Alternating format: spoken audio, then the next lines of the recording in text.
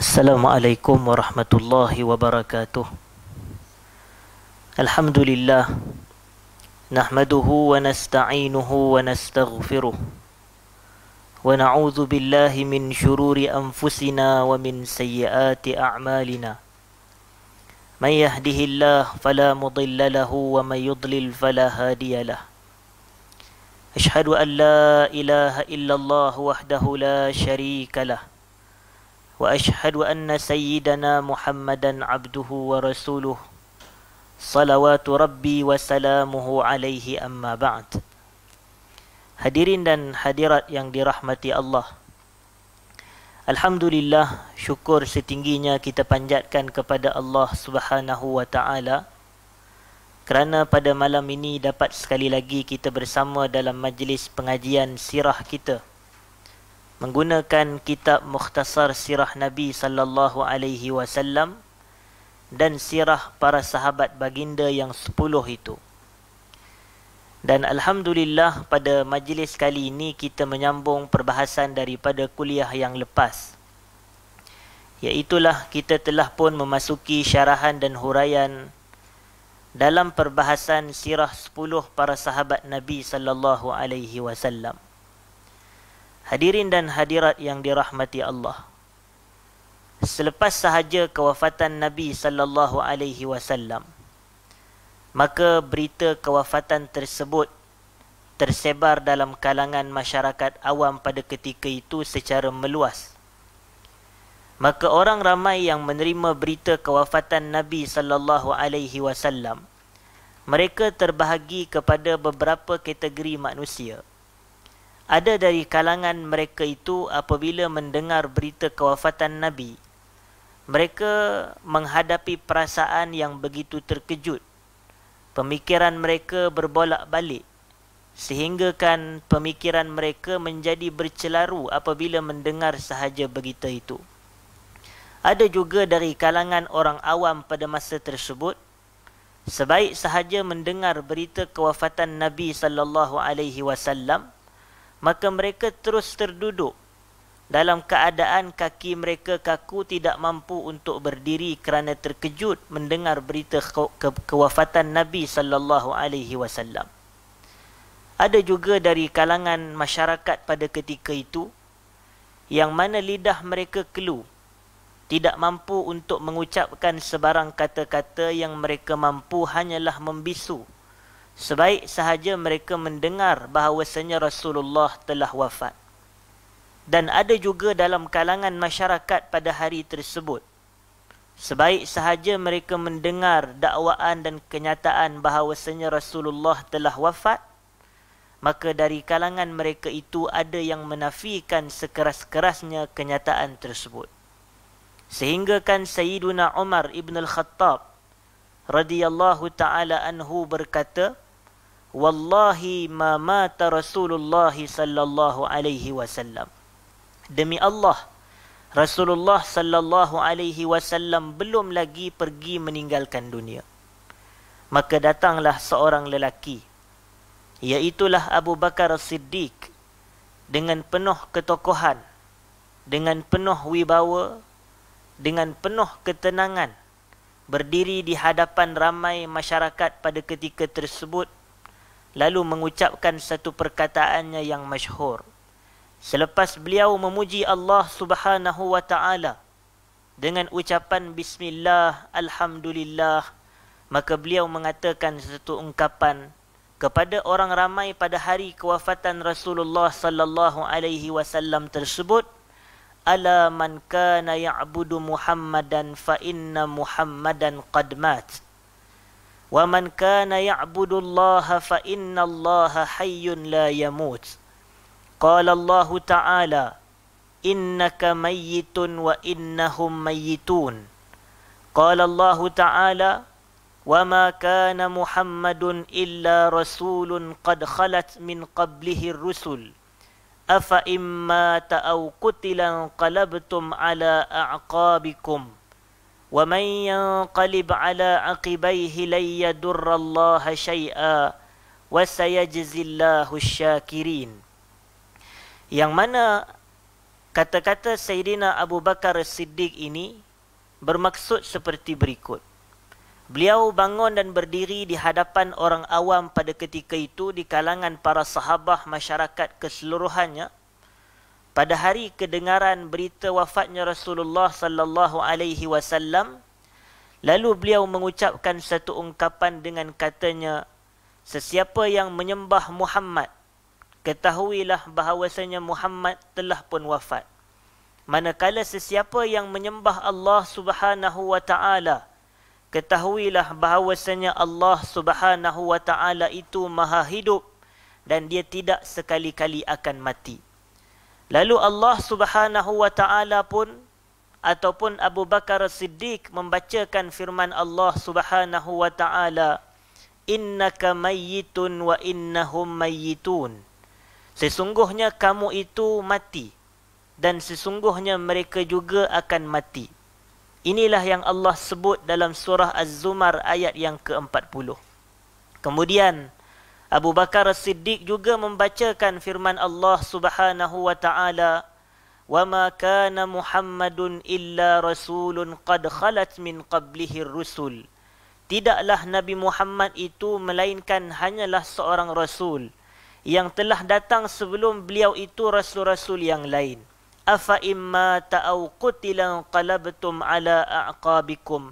Adakah sekiranya dia mati ataupun dia dibunuh oleh orang lain, maka kamu akan berpaling daripada agama Allah. Maka daripada ungkapan inilah orang ramai mula rasa kesedaran daripada perkasaan ataupun daripada perasaan terkejut. Daripada sebahagian mereka tidak mampu untuk berkata apa-apa kerana lidah dalam keadaan kelu.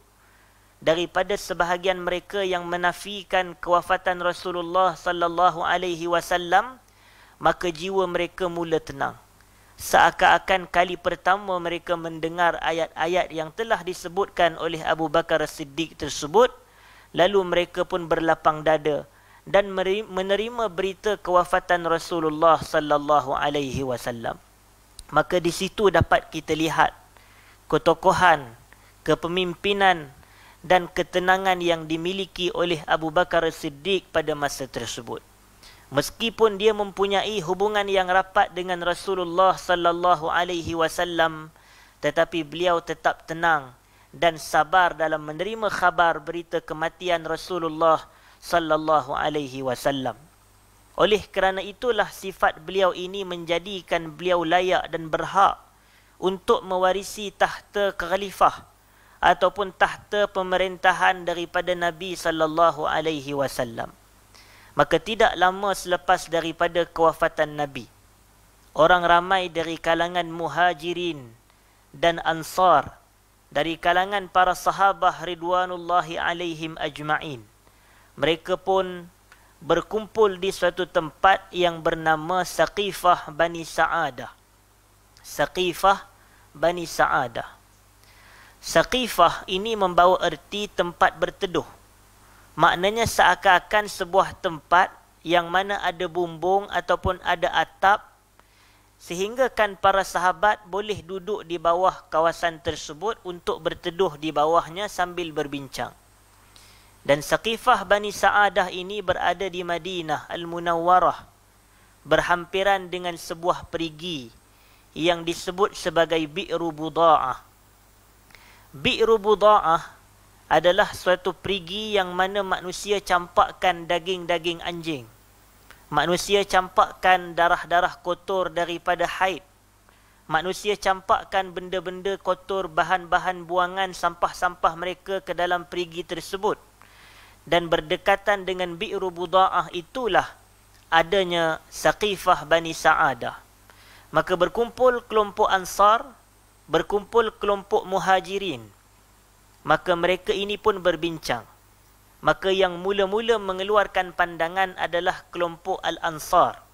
Sehingga mereka kata, selepas kewafatan Rasulullah, kamilah yang paling berhak untuk mewarisi legasi pemerintahan baginda.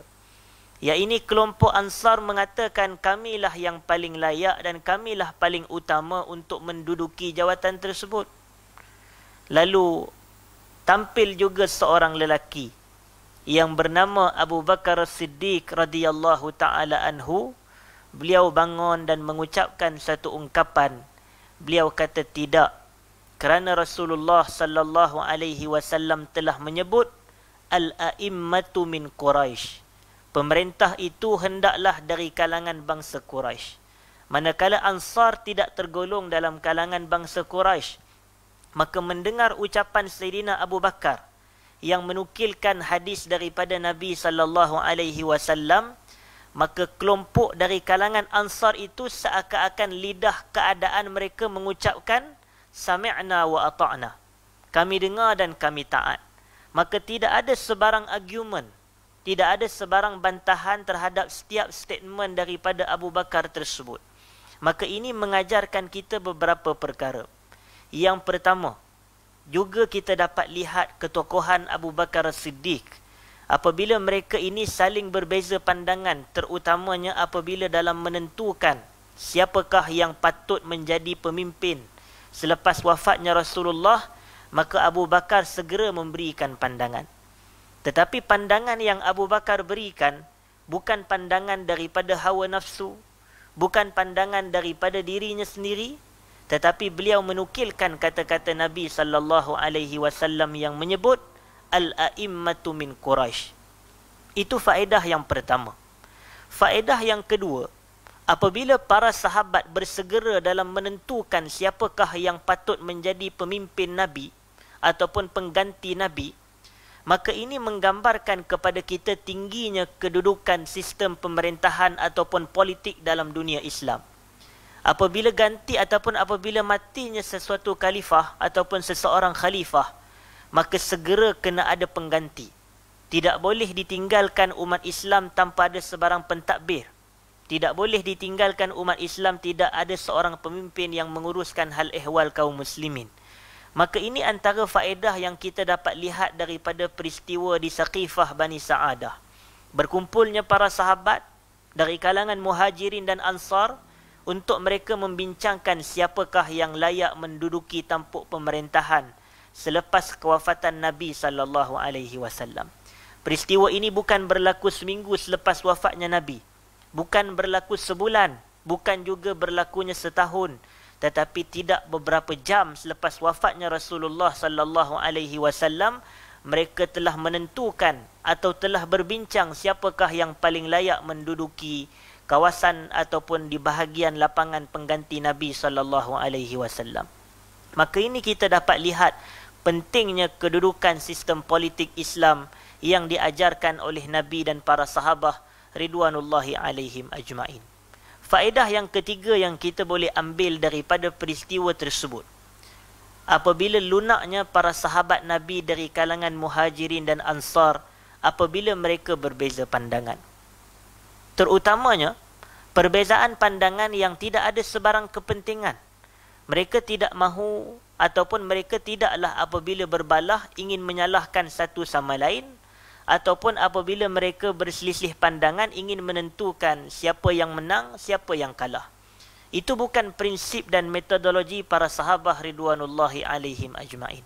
Kerana kalau kita lihat apa yang berlaku pada peristiwa tersebut, apabila sesuatu perbalahan dan perselisihan pandangan tidak didasari atas dasar hasad dengki, tidak didasari atas dasar haqad, iaitu perasaan tamak haloba daripada mengikut hawa nafsu, tidak ingin menentukan siapa yang akan menang, siapa yang akan kalah daripada perdebatan, maka mudah untuk saling masing-masing menerima dan berlapang dada.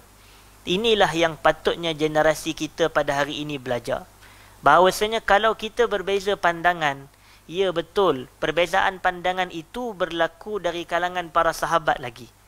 Tetapi perbezaan kita ini kadang-kala mengeruhkan keadaan ukhuwah fillah Islamiyah kita lemah. Tetapi perbezaan dalam kalangan sahabat, satu ungkapan sahaja yang diucapkan oleh Abu Bakar yang menukilkan kata-kata Nabi sallallahu alaihi wasallam, al-a'immatu min Quraisy, maka mereka Ansar pun berlapang dada dan mereka bersetuju. Cuma pada ketika tersebut ada sedikit isu yang berlaku, ada sedikit masalah yang berlaku. Tetapi masalah tersebut bukanlah masalah yang begitu besar, tetapi masalah yang mudah dan dapat ditangani dengan begitu baik. Iaitulah dari kalangan Banu Hashim, dari kalangan Bani Hashim, yang mana kita tahu Rasulullah sallallahu alaihi wasallam berketurunan Bani Hashim. Dari kalangan sahabat-sahabat yang merupakan keturunan Banu Hashim, mereka mengesyorkan pandangan bahawasanya yang sepatutnya menjadi pengganti Rasulullah adalah Sayyidina Ali bin Abi Talib. Ini pandangan mereka atas hujah dan atas alasan bahawasanya Sayyidina Ali bin Abi Talib adalah insan yang dekat dengan hubungan ataupun hubungan kaum kerabatnya dengan Nabi sallallahu alaihi wasallam. Disebabkan dia adalah anak kepada Abu Talib. Abu Talib adalah bapa saudara Nabi dan Ali bin Abi Talib adalah sepupu Nabi, sah-sah daripada jalur keturunan yang sama. Maka dari sudut hubungan kerabat dan hubungan kekeluargaan, Banu Hashim lebih menggalakkan untuk dilantik Sayyidina Ali selepas kewafatan Rasulullah sallallahu alaihi wasallam pada peristiwa di Saqifah Bani Sa'adah tersebut. Tetapi majoriti dari kalangan para sahabat, maknanya kebanyakan besar dari kalangan para sahabat, mereka kata tidak. Mereka kata yang paling utama untuk menduduki jawatan ini adalah Abu Bakar As-Siddiq radhiyallahu taala anhu. Ini kerana mereka mempunyai beberapa hujah-hujahannya yang tersendiri. Antara hujahan mereka tersebut, apabila Rasulullah sallallahu alaihi wasallam dalam keadaan nazak, dalam keadaan gering, dalam keadaan hampir menuju kematian, maka Nabi meminta kepada Abu Bakar untuk menggantikan baginda sebagai imam di dalam salat. Maknanya Nabi minta ketika Nabi dalam keadaan sakit, Nabi kata, wahai Abu Bakar, jadilah kamu imam menggantikan aku. Maka mereka mengatakan, qad radiyahu sallallahu alaihi wasallam lidinina, afala nardahu lidunyana.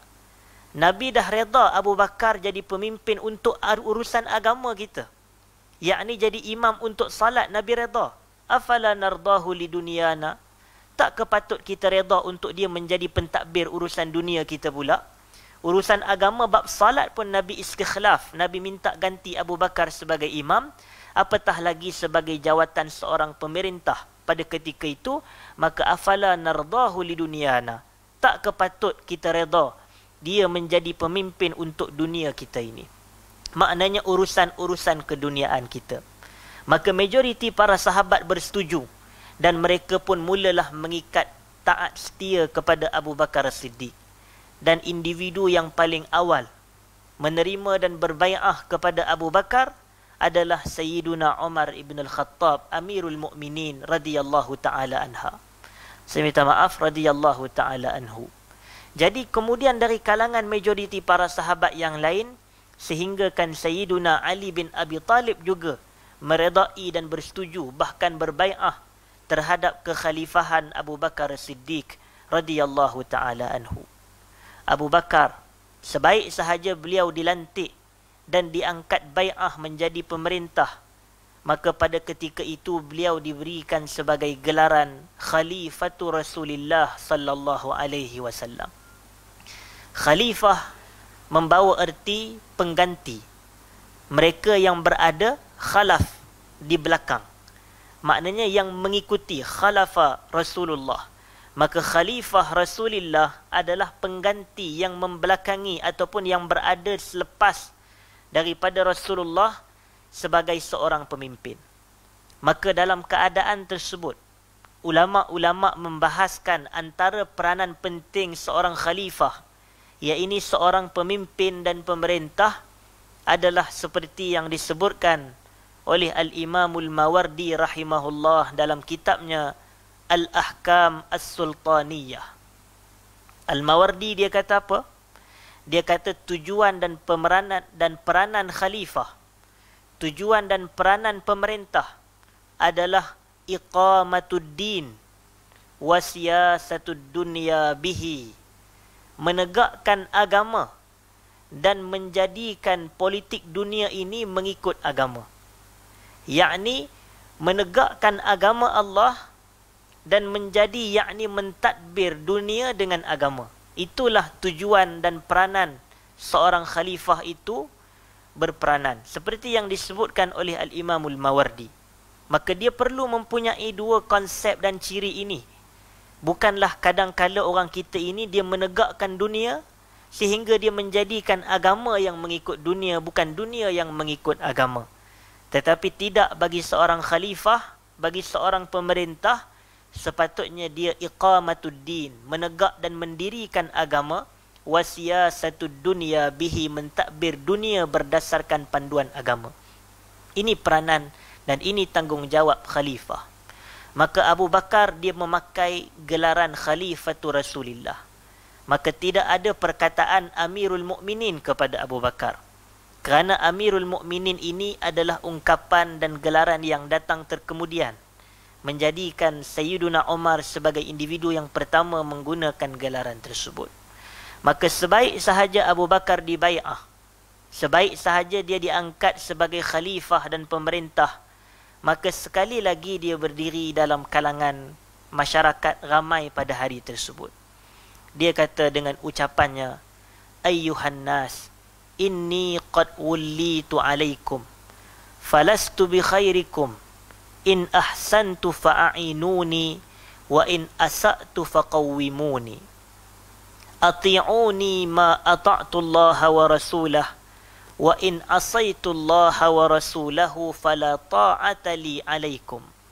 Yang membawa maksud, wahai sekalian manusia, kata Abu Bakar, wahai orang ramai, inni qad wullitu alaikum, sesungguhnya aku ni telah diberikan penguasaan ke atas kamu semua. Yakni aku dah dilantik menjadi khalifah. Falastu bi khairikum, aku ni bukanlah orang yang terbaik dari kalangan kamu. In ahsantu fa'inuni, kalau aku ini berbuat baik, maka bantulah aku dalam kebaikan.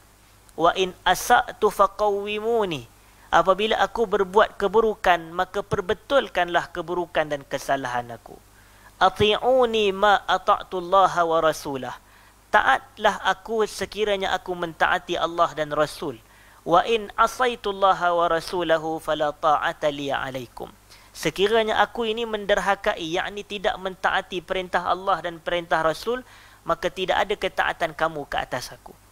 Maknanya tak perlu mentaati aku dalam urusan tersebut. Daripada ungkapan-ungkapan ini, bayangkan khalifah pertama yang menggantikan Rasulullah, dia memilih perkataan ini sebagai perkataan yang pertama, menjadi seorang pemerintah. Maka dapat kita lihat daripada ungkapan ini ketakwaan, kewarakan dan kebaikan. Bahawasanya benar-benar dia takutkan Allah Subhanahu wa taala sehingga dia meminta, in ahsantu fa'inuni, kalau aku buat baik, maka bantu aku dalam kebaikan. Wa in asa'tu faqawwimuni, apabila aku melakukan keburukan sekiranya ada, maka perbetulkan, luruskan aku. Dan kewarakan beliau adalah pada ungkapan walastu bi khairikum, aku ini bukanlah yang terbaik dari kalangan kamu. Sedangkan kalau kita melihat dari kalangan kedudukan hierarki para sahabat-sahabat yang lain, maka pastilah sekiranya adanya Rasul selepas wafatnya Nabi, maka yang paling layak adalah Abu Bakar Siddiq. Maka itulah kebaikan beliau mengatasi kebaikan keseluruhan para sahabat yang lain radhiyallahu ta'ala anhum ajma'in. Maka inilah hadirin dan hadirat, kita ingin masuk kepada huraian dan perbahasan berkaitan dengan pribadi seorang tokoh yang masyhur, Khalifatul Awwal, Al-Khalifatu Rasulullah sallallahu alaihi wasallam, Abu Bakar Siddiq radhiyallahu ta'ala anhu wa ardah. Jika tuan-tuan mempunyai buku terjemahan, maka boleh dilihat pada muka surat yang ke-86. Di dalam ini ada diceritakan berkaitan dengan pribadi Abu Bakar Siddiq radhiyallahu ta'ala anhu secara ringkas. Abu Bakar, nama sebenarnya orang terbahagi kepada dua pandangan.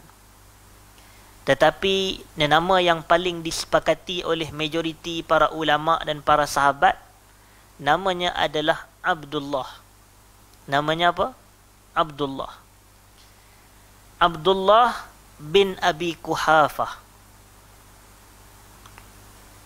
Manakala nama yang lain, dia juga sering dikenali dengan sebutan namanya sebagai Atiq. Atiq. Kita biasa dengar nama orang Atiq. Atiq ini adalah antara nama Abu Bakar yang paling terkenal. Kadang-kadang orang panggil dia dengan gelaran Atiq. Kerana apa dia disebut sebagai Atiq? Lianna wajhahu kana jamila, kata Al-Imam Az-Zahabi, kerana wajah beliau bersangatan cantik. Atiq ini maksudnya cantik.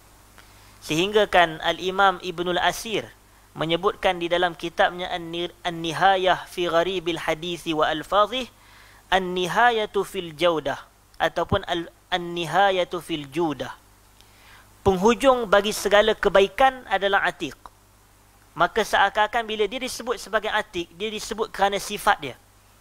Dia bersangatan wajahnya cantik, wajahnya elok, wajahnya kacak, dan dia ini An-Nihayatu fil Judah, penghujung kepada segala kebaikan yang ada pada dirinya, maka disebut sebagai Atiq.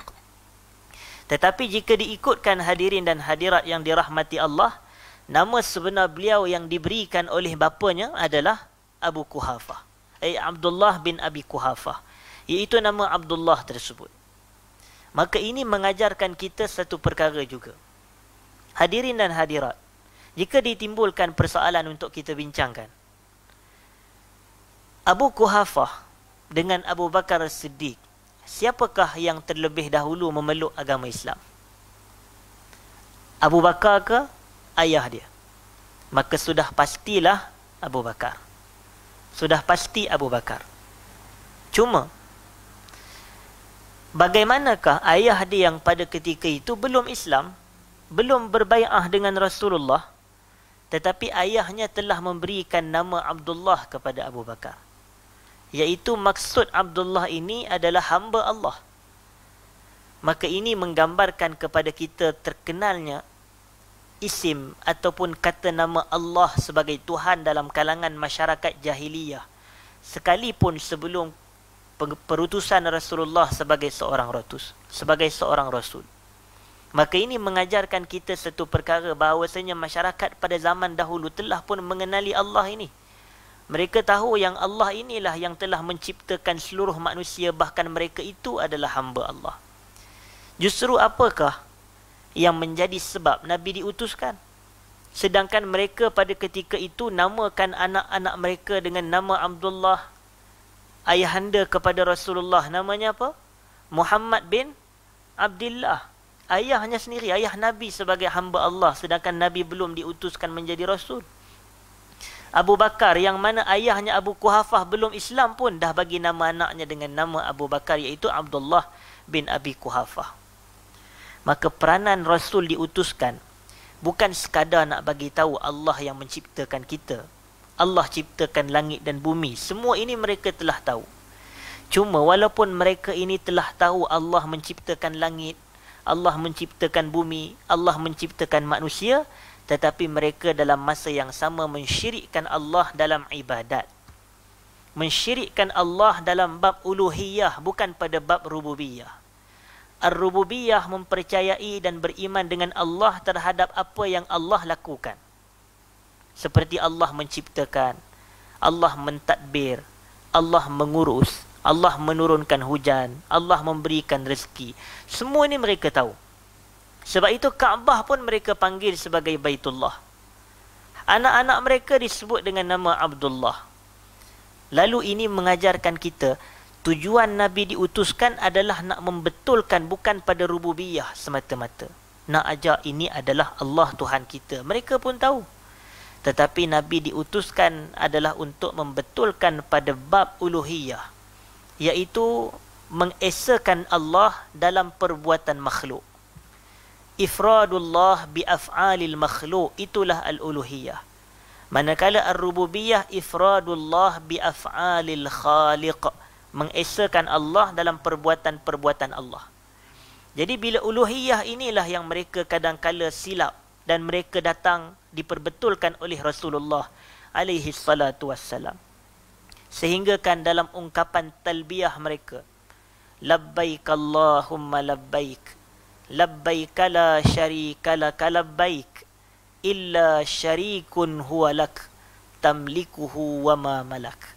Maka daripada ungkapan ini pun dah gambarkan mereka ini menyekutukan Allah. Kami datang ya Allah, kami datang. Kami datang dalam keadaan tidak ada sekutu bagi kamu, melainkan sekutu itu kau yang pilih untuk diri kamu, yang kau menguasai dia dan segala apa yang dia miliki. Mula-mula nafi, kemudian dia isbatkan ada sekutu bagi Allah.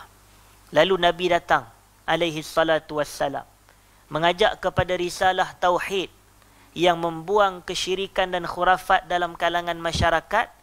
Nabi ajarkan ucapan talbiyah yang betul, labbaik Allahumma labbaik, labbaik la syarika laka labbaik, innal hamda wan ni'mata laka wal mulk la syarika lak. Maka inilah ucapan yang penuh dengan tauhid yang tulus kepada Allah, tanpa ada penyekutuan Allah dengan mana-mana berhala di sekeliling Kaabah pada zaman tersebut. Maka inilah yang mengajarkan kita bahawasanya pada zaman tersebut nama Abdullah ini telah masyhur. Sebab itulah Abu Bakar As-Siddiq, tokoh kita ini juga diberikan namanya Abdullah. Selain namanya yang lagi satu tadi terkenal dengan sebutan apa? Atiq. Dia disebut sebagai Atiq bin Abi Quhafah, yakni Abu Bakar As-Siddiq radhiyallahu taala anhu. Abu Quhafah adalah seorang lelaki yang mana pada akhir usia beliau, di saat-saat beliau telah bersangatan tua, rambut telah bersangatan putih, Allah berikan dia hidayah yang paling besar, iaitulah hidayah memeluk agama Islam, agama yang sama dianuti oleh anaknya sendiri Abdullah, iaitulah Abu Bakar As-Siddiq. Telah begitu lama anaknya menganut Islam, maka barulah Allah memberi hidayah kepada bapaknya sendiri, iaitulah Abu Quhafah radhiyallahu taala anhu. Pada hari berbai'ahnya Abu Quhafah dengan Rasulullah, yakni Abu Quhafah ni dia nak pegang tangan Rasulullah untuk mengucapkan syahadah Islam, nak mengucapkan bai'ah taat setia la ilaha illallah Muhammad Rasulullah. Maka apabila bersalaman tersebut, maka keluar air mata Abu Bakar Siddiq menangis. Sehingga para sahabat sekelilingnya itu bertanyakan kepada Abu Bakar, ma yubkika ya Abu Bakrin, apa yang menyebabkan kamu menangis wahai Abu Bakar? Maka jawapan-jawapan klise yang ada dalam fikiran kita ini, Abu Bakar mestilah menangis kerana gembira pak dia masuk Islam. Siapa tak seronok? Telah kita berapa lama berdakwah, tiba-tiba dari kalangan orang yang paling kita sayang terima ajakan dan dakwah seruan kita ini. Maka Abu Bakar menangis. Itulah kebiasaan pemikiran klise kita. Tetapi sebenarnya sebab tangisan itu bukan kerana itu. Abu Bakar menangis kerana sebab lain. Maka Abu Bakar dia mengucapkan apa? Dia kata, li antakuna yadu ammika makana yadih, yuslim wa yukirrullahu ainaik, ahabbu ilayya min ayyakun. Kalaulah tangan yang sedang berbai'ah taat setia kepada Rasulullah pada saat ini adalah tangan bapa saudara kamu wahai Rasulullah, kalau tangan yang sedang berjabat dengan kamu ini adalah tangan pak saudara kamu Abu Talib, yuslim, dia masuk Islam, wa yukirrullahu ainaik, dan Allah menyebabkan kamu rasa gembira dengan keislaman Abu Talib, ahabbu ilayya min ayyakun, itu lebih aku suka daripada ayah aku sendiri masuk Islam. Maka nampak tak kat sini bagaimana kecintaan Abu Bakar kepada Rasulullah mengatasi kecintaannya terhadap bapaknya sendiri. Iman yang begitu kuat, iman yang begitu kukuh dalam kecintaan terhadap Nabi sallallahu alaihi wasallam, sehingga kan hadis yang masyhur kita dengar, la yu'minu ahadukum hatta akuna ahabba ilaih min walidihi wa waladihi wan nasi ajma'in. Tidak sempurna iman salah seorang daripada kamu sehinggalah aku, yakni Rasulullah, menjadi manusia yang paling dia cintai, mengatasi kecintaannya terhadap ayahnya sendiri, mengatasi kecintaannya terhadap anak-anaknya sendiri dan kecintaannya terhadap manusia keseluruhannya. Maka mafhum mukhalafah, bila Nabi kata keadaan macam ini tidak sempurna iman, tetapi kalau sesiapa yang berjaya menandingi kecintaannya ke atas manusia-manusia lain sehingga meletakkan Nabi sebagai kecintaan yang paling tinggi, maksudnya dia telah pun mencapai tahap kesempurnaan iman. Itulah maksudnya. Maknanya bila Nabi kata tak sempurna iman bagi siapa yang tak menjadikan aku manusia yang lebih dia cintai, maka tiba-tiba Abu Bakar menzahirkan kecintaannya lebih daripada ibu bapanya sendiri. Li antakuna yadu ammika makana yadihi yuslim wa yukirrullahu ainaik ahabbu ilayya min ayyakun. Maka ini menggambarkan iman Abu Bakar berada pada tahap yang sempurna. Masya Allah dan Allahu Akbar. Sebab itu kata Nabi SAW, walaupun hadis ini secara marfu' adalah hadis yang dhaif, tetapi secara mauquf, yakni hadis yang datang daripada Sayyidina Umar, dinilai sahih oleh majoriti para ulama, yang mana Umar radhiyallahu ta'ala anhu mengatakan, "Law wuzina imanu Abi Bakrin ala imani ahli al-ard la rajaha Abu Bakar." Kalaulah ditimbang keimanan Abu Bakar As-Siddiq dengan keimanan seluruh penduduk bumi, maka akan lebih beratlah iman Abu Bakar As-Siddiq. Dan kalimah itu, saya secara peribadi mengatakan bahawasanya yang dimaksudkan dengan imanu ahlil ard itu adalah penduduk bumi pada masa tersebut. Maknanya bukanlah bercampur dengan semua kita pada hari ini, tetapi pada zaman ia diungkapkan. Maknanya Umar menyebut, "Law wuzina imanu Abi Bakrin radhiyallahu ta'ala anhu ala imani ahlil ard la rajaha Abu Bakar." Kalaulah ditimbang iman Abu Bakar dengan iman seluruh penduduk bumi pada masa tersebut, maka akan lebih berat keimanan Abu Bakar As-Siddiq. Maka kalau sampai tahap begini keadaannya, kecintaannya kepada Rasulullah seperti hadis yang kita bacakan sebentar tadi, iaitu hadis yang diriwayatkan oleh Abu Ya'la dalam musnadnya, maka dapat kita faham keimanan Abu Bakar kepada Rasulullah adalah keimanan yang jitu dan begitu tinggi. Maka sebab itu kita tak nafikan hal ini menjadikan beliau adalah manusia paling beriman dan paling bertakwa kepada Allah selepas kewafatan Rasulullah sallallahu alaihi wasallam.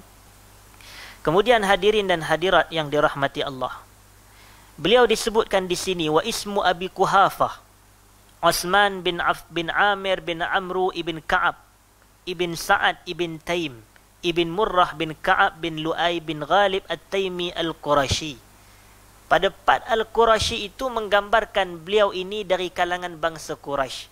Maka kerana itulah beliau berhujahkan dengan hadis Nabi, "Al-a'immatu min Quraisy." Pemerintah itu hendaklah dari kalangan bangsa Quraisy. Itu adalah pengamalan pada zaman tersebut. Bukanlah bermakna setiap pemerintah dari kalangan Malaysia pun sebagai contoh kena wakil daripada Quraisy, tak.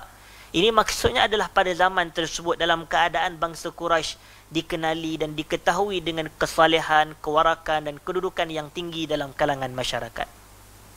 Hadirin dan hadirat yang dirahmati Allah, maka Abu Bakar di sini disebutkan dengan gelarannya As-Siddiq. As-Siddiq. As-Siddiq ini maksudnya adalah individu yang benar, individu yang tulus. Bahkan antara nama lain yang dimaksudkan dengan As-Siddiq adalah individu yang senantiasa membenarkan ucapan Nabi SAW. Kalau Nabi cakap, Abu Bakar benarkan. Dengar aja kata Nabi pernah sebut, Abu Bakar iyakan. Maka ini menjadikan beliau mendapat gelaran As-Siddiq radhiyallahu ta'ala anhu. Ungkapan As-Siddiq ini bukan satu ungkapan yang diberikan oleh mana-mana manusia biasa. Tetapi ungkapan As-Siddiq dan gelaran As-Siddiq kepada Abu Bakar diberikan oleh Rasulullah sendiri sallallahu alaihi wasallam. Pada suatu hari apabila Nabi sallallahu alaihi wasallam berada di atas bukit Uhud, bersama dengan Nabi pada ketika itu ada 3 orang lagi. Abu Bakar, Umar dan Utsman. Maka ada 4 orang dalam bukit Uhud ataupun di atas bukit Uhud pada masa tersebut. Maka tiba-tiba bergoyang dan bergegar bukit Uhud pada waktu itu. Tiba-tiba bergegar. ada berlaku sedikit gegaran. Dan Nabi mengatakan, usbut Uhud. Tetaplah kamu wahai Uhud. Innama alaikan nabi was-siddiq wa syahidan. Di atas kamu pada hari ini ada seorang nabi, seorang siddiq dan 2 orang syahid. Maka nabi adalah Rasulullah. As-siddiq yang dimaksudkan oleh nabi adalah Abu Bakar. Wa syahidan yang dimaksudkan dengan 2 orang syahid adalah Umar dan juga Osman. Maka kita pun tahu natijah apa yang berlaku pada Umar dan Osman. Keduanya mati dalam keadaan dibunuh. Maka mereka mati syahid. Tetapi Abu Bakar pada ketika itu Nabi sifatkan dia dengan gelaran As-Siddiq. Maka kerana itu kita tahu bahawasanya Abu Bakar ini gelaran dari sudut politik, beliau adalah Khalifatul Rasulillah. Tetapi dari sudut keagamaan, ungkapan yang ada pada pribadi beliau adalah gelaran As-Siddiq radhiyallahu ta'ala anhu. Sehingga sebahagian ulama memanggil beliau ini As-Siddiqul Akbar. Maknanya As-Siddiq yang paling agung, yang paling besar. Sebab itulah kita tengok ciri dan hierarki kedudukan As-Siddiq adalah selepas daripada para nabi. Sehingga dalam surah An-Nisa disebutkan, wa may yuti'illaha war rasul ulaika ma'al ladzina an'ama Allahu 'alaihim minan nabiyyin was-siddiqin wasyuhada'i was-salihin wa hasuna ulaika rafiqa. Siapa yang taat pada Allah dan pada Rasul, maka mereka bersama-sama dengan kelompok yang Allah bagi nikmat ke atas mereka, dari kalangan para nabi, dari kalangan para siddiqin, dari kalangan para syuhada, dari kalangan para salihin. Maknanya maqam siddiqin selepas maqam anbiya. Maknanya selepas wafatnya Rasulullah, Abu Bakar mendapat gelaran As-Siddiq. Maka seakan-akan ini isyarat bahawasanya maqam Abu Bakar ini adalah maqam tertinggi selepas kewafatan Nabi sallallahu alaihi wasallam. Kemudian dikatakan oleh penulis kitab kita ini, yaltaqi ma'a Rasulillah sallallahu alaihi wasallam fi Murrah bin Ka'ab. Bersambung dan bertemu nasab Abu Bakar dengan nasab Rasulullah adalah pada individu yang bernama Murrah bin Ka'ab. Kerana inilah jalur dan susur galur nasab Rasulullah sallallahu alaihi wasallam. Manakala kita pergi pula kepada pribadi ibu kepada Abu Bakar As-Siddiq. Wa ummuhu ummul khair Salma bintu Sakhar bin Amir bin Ka'ab bin Sa'ad bin Taim bin Murrah. Ibunya mendapat gelaran Ummul Khair, ibu kepada Al-Khair, yakni kebaikan, ibu kepada manusia yang mempunyai kebaikan. Namanya adalah Salma bintu Sakhar bin Amir, dan juga ini adalah nasab dan keturunan yang sama dengan keturunan Nabi sallallahu alaihi wasallam, kerana juga bertemu nasabnya Sa'ad bin Taim bin Murrah bin Ka'ab bin Lu'ay bin Ghalib Taimi Al-Qurashi tersebut. Dan umur Abu Bakar, Allah rezekikan dan takdirkan umur Abu Bakar ini adalah sama umurnya dengan umur Rasulullah sallallahu alaihi wasallam. Asha 63 sanah. Beliau hidup 63 tahun. Sinna Rasulullah sallallahu alaihi wasallam. Umur yang sama dengan umur kewafatan baginda Nabi alaihi salatu wassalam. Dan ibu kepada Abu Bakar ini tadi yang bernama Salma bintu Sakhar, beliau ini disebutkan oleh Al-Imam Ibn Hajar Al-Asqalani, aslamat wa hajarat. Maknanya ibunya juga memeluk agama Islam. Tetapi kalau nak diikutkan daripada susunan kedudukan mereka yang paling awal menerima dakwah dan ajakan Nabi, maka Abu Bakar menjadi tangga yang pertama yang paling awal menerima dakwah Nabi. Sehingga itu kalau tuan-tuan tengok dalam perenggan yang selepasnya itu, dalam muka surat yang ke-86 itu, apa dikatakan? Awwalul ummati Islamah. Beliau adalah umat Islam pertama yang memeluk agama Islam. Sehingga kan Al-Imam Az-Zahabi rahimahullahu ta'ala dalam kitabnya Siyaru A'lamin Nubala mengatakan awwalu man amana minar rijal adalah Abu Bakar Siddiq. Lelaki yang pertama yang beriman dengan Rasulullah adalah Abu Bakar As-Siddiq radhiyallahu taala anhu. Wa khairuhum ba'da Rasulillah sallallahu alaihi wasallam. Dan inilah individu yang paling baik, yang paling bagus dari kalangan para sahabat Nabi selepas kewafatan Nabi sallallahu alaihi wasallam. Maknanya walaupun Abu Bakar dalam uslub tawaduk dan rendah diri mengatakan lastu bi khairikum inni qad ullitu alaikum falastu bi khairikum, tetapi dia disifatkan oleh para sahabat yang lain yang datang selepas daripadanya dengan gelaran wa khairuhum ba'da Rasulillah sallallahu alaihi wasallam. Beliaulah manusia yang paling baik dan paling mulia selepas wafatnya baginda Nabi alaihi salatu wassalam. Apabila Nabi sallallahu alaihi wasallam pernah menyebut dalam mensifatkan Abu Bakar ini dengan ucapan baginda yang masyhur, kata Nabi, "Lau kuntu muttakhidhan khalila lattakhastu Aba Bakrin khalili walakin akhi wa sahibi fil Islam." Kalaulah aku ini diberi peluang untuk memilih seorang khalil. Khalil ini maksud dia adalah individu yang dikasihi, sahabat, kekasih yang disayangi. Daripada perkataan khullah, lattakhastu Aba Bakrin khalili, nescaya pastilah aku akan menjadikan Abu Bakar sebagai khalil aku. Tetapi Nabi tidak diberikan ruang tersebut. Kerana ungkapan khalil ini hanya ada pada Allah. Disebut sebagai Khalilullah. Dan Khalilullah dalam kalangan umat manusia yang pernah Allah ciptakan ini ada dua orang sahaja. Siapa dia? Nabi Allah Ibrahim dan Nabi kita Muhammad alaihi salatu wassalam. Maka kedua-dua mereka ini sahaja yang mendapat gelaran Khalilullah. Maka sebab itu kata Nabi alaihi salatu wassalam, "Lau kuntu muttakhidhan khalilan lattakhastu Aba Bakrin khalili."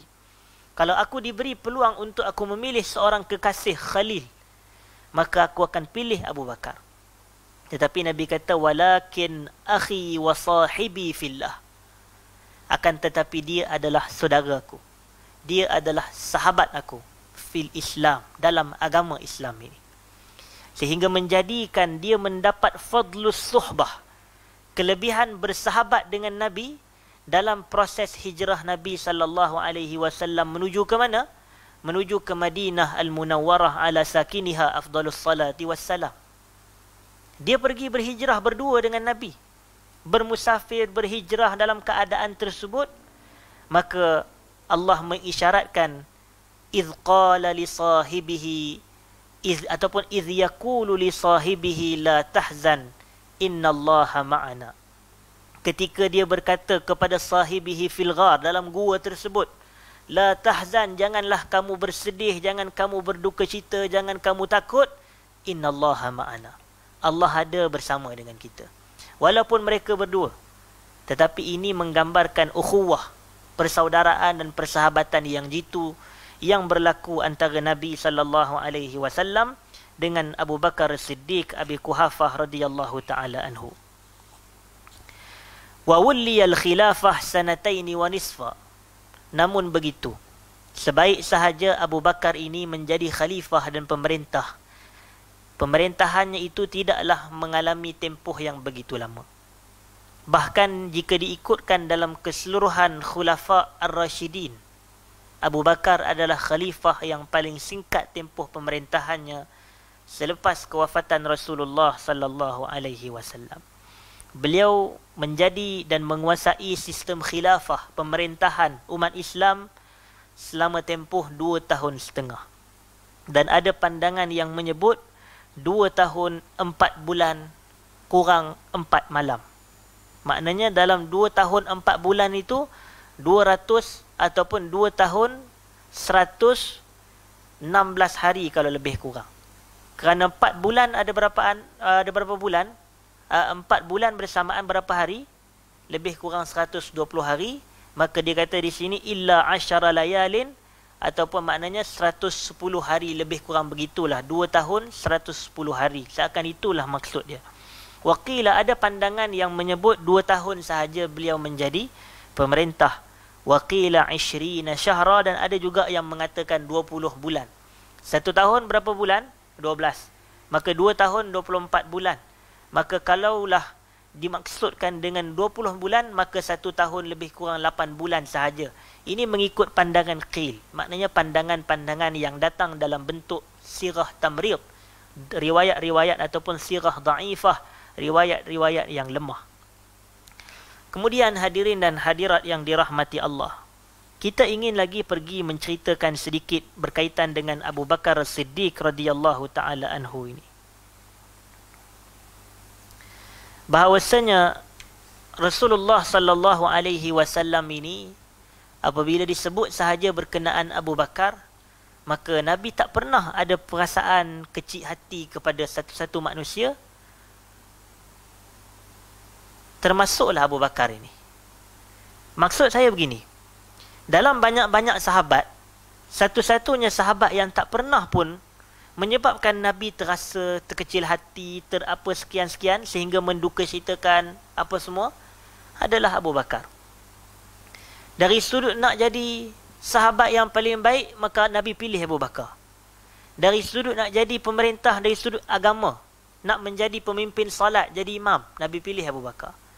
Nak pilih macam-macam keadaan lagi, Nabi pilih Abu Bakar. Sampaikan dalam urusan dunia, bab harta benda pun, Nabi kata, ma nafa'ani malu Abi Bakar As-Siddiq. Tidak ada harta yang bermanfaat kepadaku sebagaimana bermanfaatnya harta Abu Bakar As-Siddiq kepadaku. Bila Abu Bakar ni kita tahu dia antara manusia yang paling kaya antara yang memeluk agama Islam. Antara manusia paling kaya yang memeluk agama Islam selain Khadijah adalah Abu Bakar As-Siddiq. Dan beliau ini menginfakkan keseluruhan harta-hartanya kepada Rasulullah. Maka inilah menunjukkan kata Nabi, ma nafa'ani malu Abi Bakr As-Siddiq.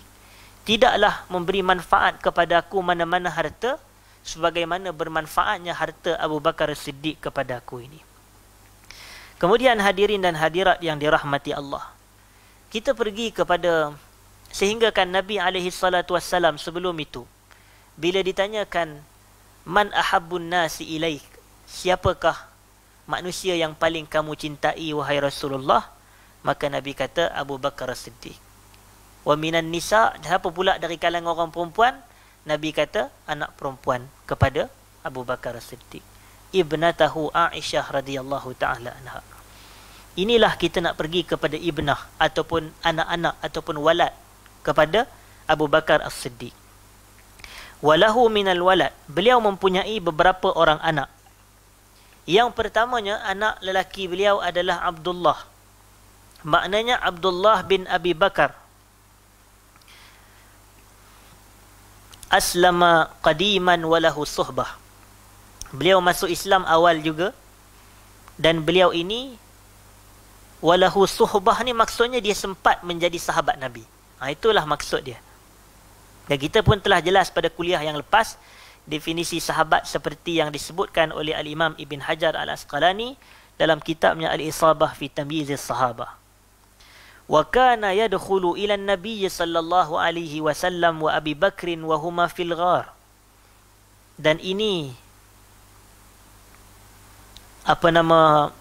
Abdullah bin Abi Bakar ini, dia pada satu hari ketika Nabi dan Abu Bakar berada dalam gua untuk pergi berhijrah ke Madinah tersebut, dia masuk ke dalam gua tersebut. Asabahu saham yaumut Taif. Yakni beliau ini terkena tembakan anak panah ketika dalam berada di Taif. Wa mata fi khilafati abih. Dan beliau yakni Abdullah meninggal dunia pada khilafah, iaitu pada tahun pemerintahan bapaknya Abu Bakar As-Siddiq. Bahkan dalam riwayat yang lain mengatakan mata fi awwali khilafati abih. Dia meninggal dunia pada tahun pertama bapaknya menjadi pemerintah, yakni menjadi khalifatul Rasulullah sallallahu alaihi wasallam. Kemudian antara anak Abu Bakar adalah Asma bintu Abi Bakar. Yakni Asma ni siapa? Kita kenal Asma. Asma ini adalah isteri kepada sahabat Nabi yang bernama Az-Zubair ibn al-Awwam. Yang mana Az-Zubair ibn al-Awwam juga merupakan salah seorang sahabat yang mendapat jaminan syurga daripada Nabi alaihi salatu wassalam. Wa Asma' zatun nitaqain disebut. Zatun nitaqain. An-nitaq ini maksudnya adalah pakaian. Maknanya kain pakaian yang dipakai. Dia kata pemilik dua ikat pinggang. Maknanya kain yang dipakai kepada pakaiannya itu ada dua bentuk. Untuk menjaga peribadi beliau ini agar kain-kain tersebut tidak terjatuh sebagaimana yang disebutkan dalam kitab Al-Fathul Bari Syarah Sahih Al-Bukhari. Maka ini antara gelaran Asma'. Yang mana Asma' ini adalah saudari kandung kepada siapa? Aisyah radhiyallahu ta'ala anha. Hajarat ilal Madinah. Maknanya dia ini berhijrah juga. Antara minal muhajirat. Kan lelaki-lelaki disebut minal muhajirin. Al-muhajirat antaranya adalah anak Abu Bakar ini. Yang bernama Asma' bintu Abi Bakar. Dia ketika dia berhijrah tersebut, dia dalam keadaan wahiyah hamil. Wahiyah hamil. Tuan-tuan, hamil, kalau dari sudut ilmu tata bahasa Arab, dia muzakkar ke muannas? Nampak macam muzakkar tak? Sebab kalau muannas ni biasanya ada ta apa dia? Ta marbutah. Hamil. Sepatutnya yang sebutan yang betul adalah hamilah. Perempuan yang hamil. Macam salihah, macam muhajirah, macam mukminah. Itu. Maknanya ada kalau mukmin tambah ta marbutah, mukminah. Kalau muslim jadi muslimah. Kalau salih jadi salihah. Macam itulah seakan-akannya. Jadi hamil ni biasanya muzakkarah kerana tak ada ta marbutah. Tetapi kenapa disebut wahiyah hamil? Kerana sifat hamil ini hanya ada pada orang perempuan, maka tak perlu ada ta marbutah dah.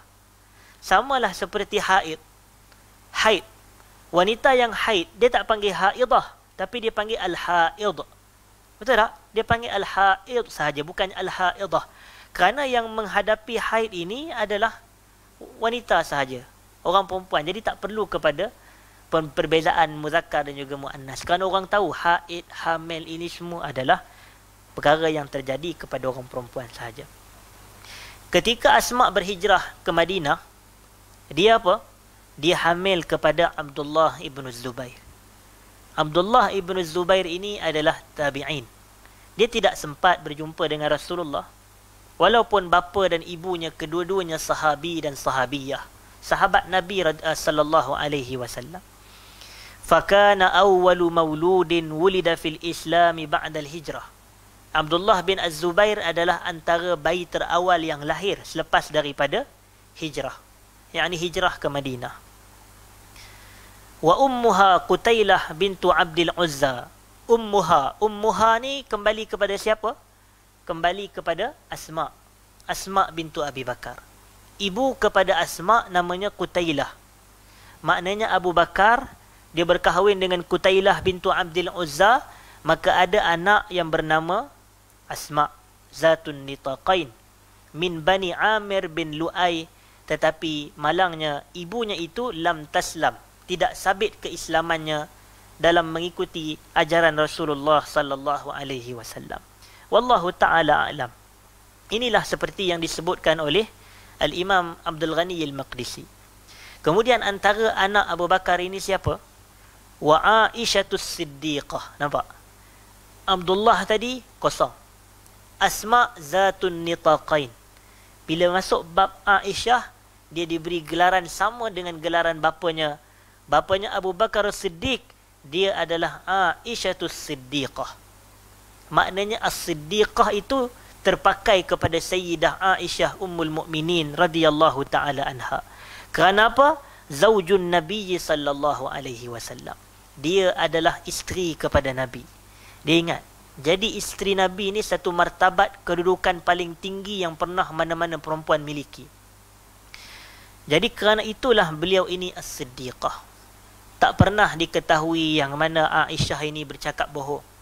Tak pernah diketahui yang mana Aisyah ini adalah wanita yang bercakap dengan ucapan-ucapan kotor, penipuan, pembohongan dan seumpamanya.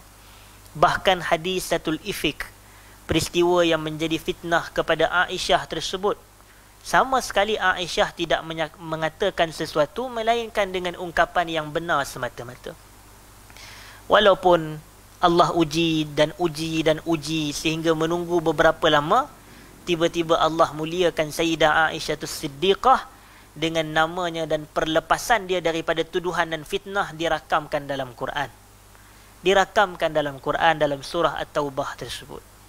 Bahawasanya apabila dengar sahaja ungkapan itu, beliau bersyukur, berterima kasih kepada Allah. Sampai mak dia Qutailah kata apa dia? Ya, saya minta maaf, mak dia bukan Qutailah, tapi nanti mak dia nama Ummu Ruman. Sehingga Ummu Ruman ini mengatakan kepada dia, pergilah cakap terima kasih kepada Rasulullah. Tetapi apa kata Aisyah? Dia kata, buat apa aku nak terima kasih kepada dia, sedangkan yang memberikan pelepasan dan pembebasan aku daripada tuduhan tersebut adalah Allah Subhanahu wa taala. Dia kata, aku tidak akan memuji melainkan pada Rabbi semata-mata, pada Tuhan aku. Ini kita dah sebutkan pada perbahasan Aisyah yang lepas, ungkapan-ungkapan sebegini. Beliau adalah antara isteri Nabi yang turut mendapat jaminan syurga oleh Nabi sallallahu alaihi wasallam. Samalah seperti Khadijah, samalah seperti Aisyah, dan samalah seperti para sahabah yang lain. Kemudian ada juga anak Abu Bakar yang berikutnya, yakni yang keempat, wa akhuha li ummiha wa abiha. Maknanya adik-beradik seibu sebapa. Maknanya ini yang kita katakan adik-beradik kandung sungguh ni. Sebab macam dengan Asma ni mak lain. Maknanya Aisyah dengan Asma mak lain. Abu Bakar ni dia ada lebih daripada seorang isteri. Tetapi yang adik-beradik sekandung seibu sebapa dengan Aisyah adalah Abdurrahman bin Abi Bakar. Maknanya tengok anak-anak Abu Bakar. Anaknya Abdullah. Nama anaknya apa? Abdurrahman. Nama anak perempuan Asma. Nama anak lelaki Aisyah. Jadi kan sedap nama-nama macam itu. Abdullah, Abdurrahman, Asma, Aisyah. Jadi kadang orang kita nak bagi nama anak, bagi nama panjang-panjang, susah.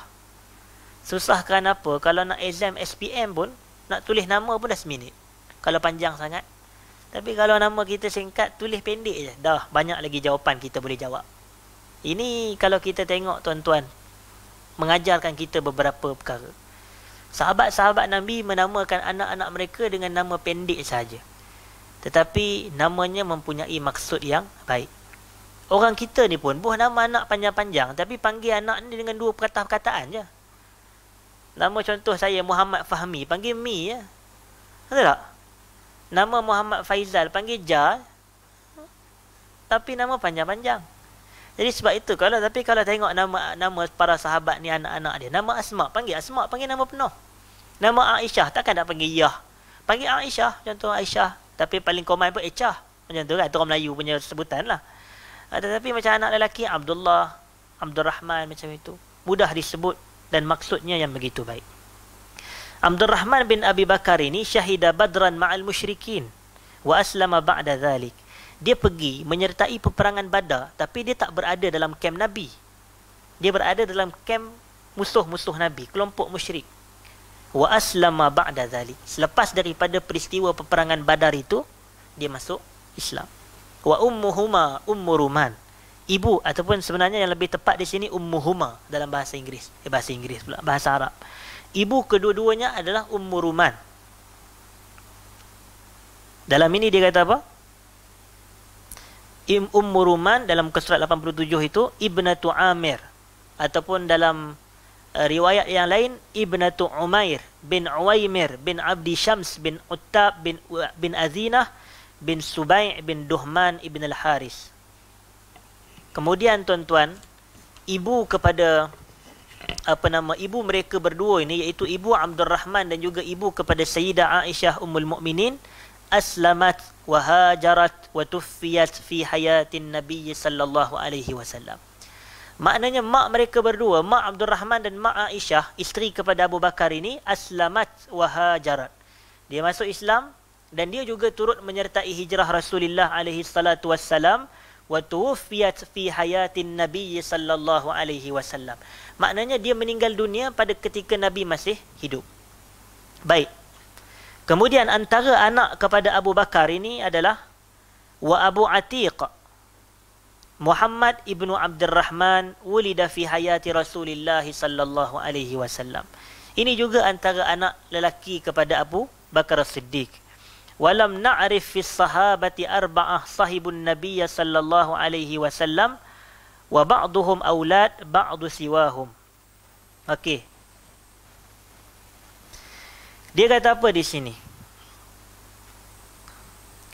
Kami tidak tahu keluarga lain selain Abu Bakar yang dengan 4 keturunan semuanya tergolong sahabat, iaitu ayah Abu Bakar, Abdul Rahman dan juga Abu Atiq tersebut.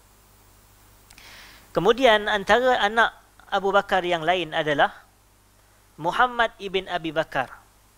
Muhammad ini dia menjadi wali ataupun dia menjadi gubernur. Kalimah wali pada zaman tersebut adalah gubernur. Manakala khalifah pada zaman tersebut adalah macam kita ini Perdana Menteri lah ataupun Presiden negara. Maknanya antara wali ataupun dengan khalifah maka tinggi lagi khalifah. Itulah kedudukan dia. Muhammad bin Abi Bakar dia merupakan salah satu gubernur di Mesir pada zaman pemerintahan Sayyidina Ali. Wulida am Hajjatul Wada'. Dia dilahirkan pada tahun berlakunya peristiwa Hajjatul Wada'. Hajjatul Wada' adalah setahun sebelum Nabi SAW apa? Wafat. Setahun sebelum Nabi SAW wafat. Wa qutila bi Misra. Dan beliau ini iaitu siapa dia? Muhammad bin Abi Bakar dibunuh, maknanya mati syahid ketika berada di Mesir. Wa qabruhu biha, dan kubur beliau juga berada di Mesir. Wa ummuhu Asma bintu Umais al-Khathamiyah. Dan ibu kepada Muhammad bin Abi Bakar ini adalah namanya Asma bintu Umais. Asma bintu Umais al-Khathamiyah. Dan Asma bintu Umais inilah yang diwasiatkan oleh Abu Bakar untuk memandikan jenazah Abu Bakar selepas wafatnya Abu Bakar. Maknanya Abu Bakar dia wasiatkan untuk jenazahnya diuruskan dan dimandikan oleh isterinya sendiri, Asma bintu Umais. Maka inilah menunjukkan dalil keharusan. Walaupun ini adalah sahabat, keharusan dan dibolehkan untuk jenazah suami diuruskan oleh isteri. Begitu juga dibolehkan jenazah isteri diuruskan oleh suami pada ketika tersebut. Maka kalau kita nak bincang isu perbahasan hukum fiqah, maka boleh dibahas antara hujah yang menjadi sandaran adalah apa yang berlaku antara Abu Bakar Siddiq dengan isterinya Asma bintu Umais tersebut. Tetapi walaupun orang fikir, Ustaz, macam mana pula boleh jadi dalil sedangkan ni perbuatan Abu Bakar? Sebenarnya kita tak menjadikan dia sebagai dalil sokongan yang tunggal. Ni orang kata dalil sandaran semata-mata. Perbuatan sahabat. Sebab kan Nabi kata, alaikum bisunnati wa sunnatil khulafa'ir rasyidin al-mahdiyyin min ba'di. Kamu ikut sunnah aku dan sunnah khulafa'ir rasyidin yang mendapat petunjuk selepas kewafatan aku. Siapa dia khulafa'ir rasyidin? Ada 4. Iaitu siapa? Abu Bakar, Umar, Osman, Ali. Abu Bakar memerintah 2 tahun. Umar 10 tahun, dah 12. Sayyidina Osman 12 tahun. 12 campur 12, 24. Dan Sayyidina Ali memerintah 6 tahun, 30. Maka 30 ini Nabi kata wal khilafatu ba'di 30 sanah. Khilafah selepas aku ni berlangsung 30 tahun. Ni Nabi sebut ketika Nabi masih hidup. Maka inilah khalifah yang disebut sebagai khulafa ar-rasyidin. Tetapi tuan-tuan nampak bila ungkapan Nabi alaikum bisunnati wa sunnatil khulafa'ir rasyidin al-mahdiyyin min ba'di, addu 'alaiha, Nabi kata. Addu 'alaiha. 'Alaiha ni satu ke dua? Satu lah. Kalau dua dia jadi apa? 'Alaihima, betul tak? Tapi nampak kalau kita nampak sunnati wa sunnatil khulafa ar-rasyidin, satu ke dua? Dua, sunnah Nabi dan sunnah para khulafa. Tapi bila Nabi kata addu 'alaiha bin nawajis, menggambarkan sunnah para sahabat dengan sunnah Nabi adalah sama. Sunnah khulafa ar-rasyidin dengan sunnah Nabi adalah sama.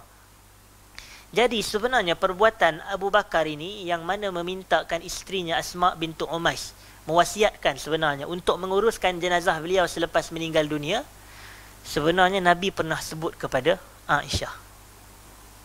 Nabi pernah sebut kepada Aisyah. Aisyah pada satu hari dia mengadu sakit kepala pada Nabi. Dia kata Nabi lalu pun Nabi sandarkan kepala Aisyah ke paha baginda alaihi salatu wassalam. Nabi kata in mitti qabli, kalau kamu mati selepas aku, ataupun in mitti qabli, kalau kamu mati sebelum aku mati. Aku akan uruskan jenazah kamu. Aku akan salat kamu. Aku akan mandikan kamu. Ini ungkapan Nabi kepada siapa? Kepada Aisyah.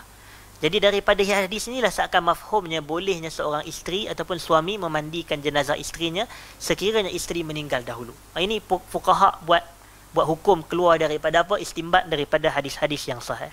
Wallahu ta'ala alam. Kemudian antara anak Abu Bakar namanya apa? Wa Ummu Kulthum. Wa Ummu Kulthum. Dari sudut baris, yang betulnya adalah baris depan.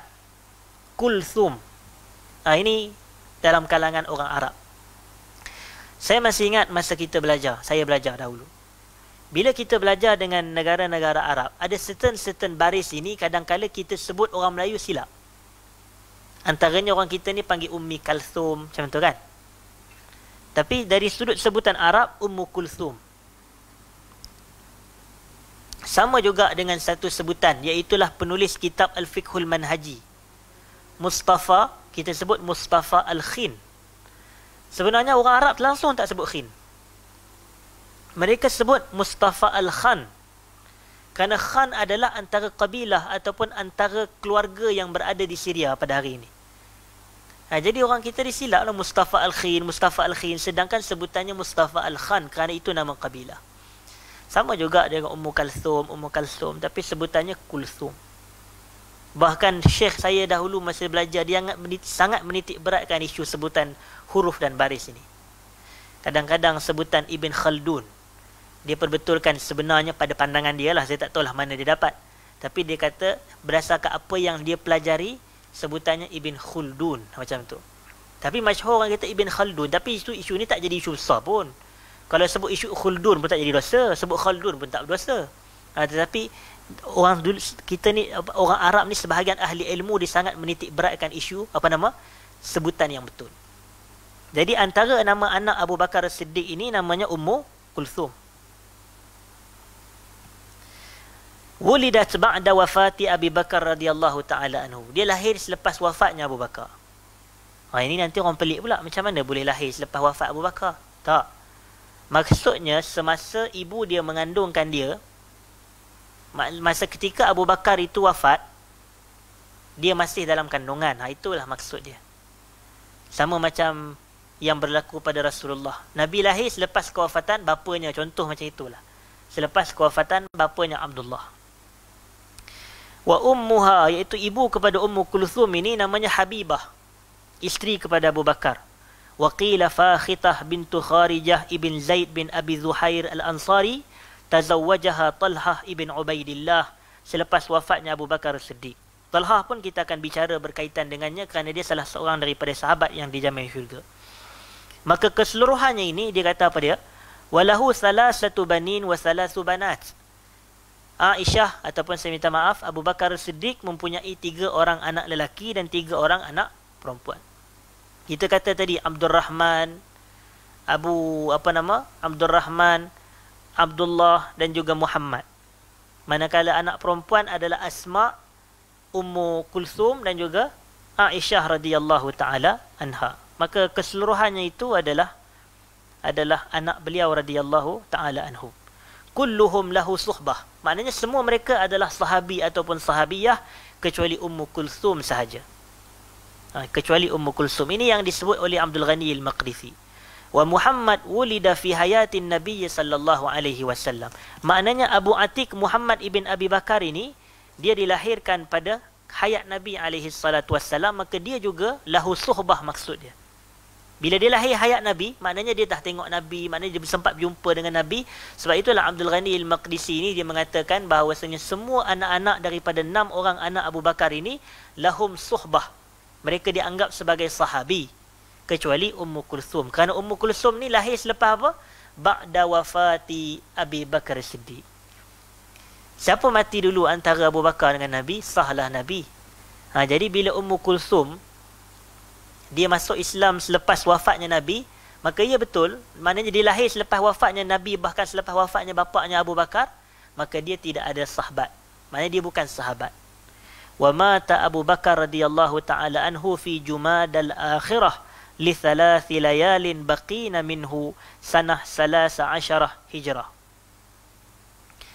dan mati dan wafatnya Abu Bakar Siddiq ini pada bulan Jumadal Akhirah. Tuan-tuan, dari sudut nahu dan tata bahasa Arab, kalau sesuatu benda itu dia hanya ada dua sahaja, dia tak boleh sebut sebagai al-thani, tetapi kita sebut sebagai al-akhirah. Faham tak maksud dia? Macam contoh, Rabi'ul Awal, kita tak boleh kata Rabi'ul Thani. Tetapi Rabi'ul Awal dan Rabi'ul apa? Rabi'ul Akhir. Nampak tak sebutan dia? Ada beza tak? Maknanya kalau benda tu dia ada dua je, tak boleh kita kata Rabi'ul Thani. Kerana Rabi'ul Thani tu dia boleh jadi adanya Rabi'ul Thalith, ada Rabi'ul Rabi', ada Rabi'ul Khamis. Itulah seakan-akan. Dari sudut data bahasa Arab tak betul. Jadi kalau sesuatu perkara dia ada dua saja, Rabi'ul Awal, Rabi'ul Akhir. Yang pertama tak akhir. Nampak itu maksud dia. Jamadil Awal, Jamadil Akhir. Jumadal Awal, Jumadal Akhirah. Itulah maksud dia. Jadi dia wafat pada tahun yang ke-13 Hijrah, ba'da hijratir Rasul sallallahu alaihi wasallam. Alhamdulillah, selesai kita membicarakan berkaitan dengan pribadi Abu Bakar Siddiq radhiyallahu taala anhu. Saya merasakan cukup sekadar itu, dan insya-Allah pada pertemuan yang akan datang kita akan bicara berkaitan dengan Sayyiduna Umar Ibn Al-Khattab radhiyallahu taala anhu. Saya minta maaf sekiranya ada salah silap. Aqulu qawli hadza wa astaghfirullahal azim li wa lakum. Assalamualaikum warahmatullahi wabarakatuh.